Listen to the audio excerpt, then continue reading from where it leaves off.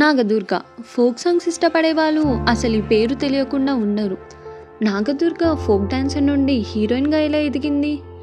ఒక పల్లెటూరి పిల్ల తలుచుకుంటే నార్మల్ స్టేజ్ నుంచి సిల్వర్ స్క్రీన్ వరకు వెళ్ళగలదా? కోవిడ్ కాలంలో విడుదలైన జానపద పాటతో ఆమె రాష్ట్ర వ్యాప్తంగా, ఆ తర్వాత ప్రపంచవ్యాప్తంగా ఉన్న తెలుగు ప్రజలకు ఎలా పరిచయం అయింది? ఇలాంటి మరెన్నో విషయాలని మనం ఇప్పుడు తెలుసుకుందాం.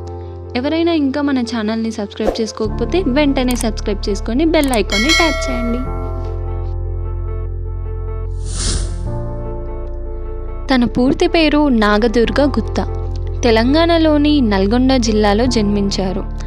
నాగదుర్గ చిన్నప్పటి నుంచే నృత్యంపై ఆసక్తి పెంచుకున్నారు. ఆమె తల్లి వాసవి ప్రోత్సాహంతో కూచిపూడి నృత్యంలో శిక్షణ ప్రారంభించారు. ఇంట్లో చున్నితో నృత్యాన్ని చేసేవారు. తన 14 ఏళ్ల వయసు నుంచే స్టేజ్ షోలు ఇవ్వడం ప్రారంభించారు. కోవిడ్ కాలంలో అంటే 2020లో విడుదలైన తిన్నా తీరం పడతలే జానపద పాటతో విపరీతమైన ప్రజాదరణ పొందారు.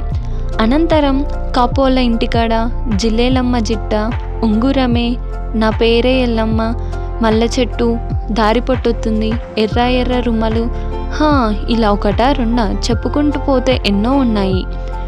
ఇప్పటికీ 1600కు పైగా స్టేజ్ ప్రదర్శనలు ఇచ్చినట్లు ఒక ఇంటర్వ్యూలో తెలిపారు.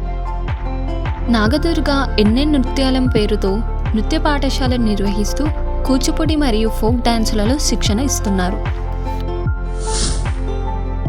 నాగదుర్గ కూచిపూడిలో మాస్టర్ డిగ్రీ పూర్తి చేశారు.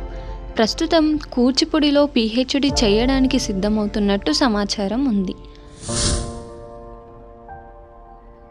ఇక సినిమాల విషయానికి వస్తే, ఫోక్ డాన్సర్గా ఎంతో గుర్తింపు పొందిన తర్వాత సినీ పరిశ్రమలో నటిగా అవకాశాలు అందుకున్నారు. ఇటీవల తెలుగు, తమిళ చిత్రాల్లో కూడా నటిస్తున్నారు.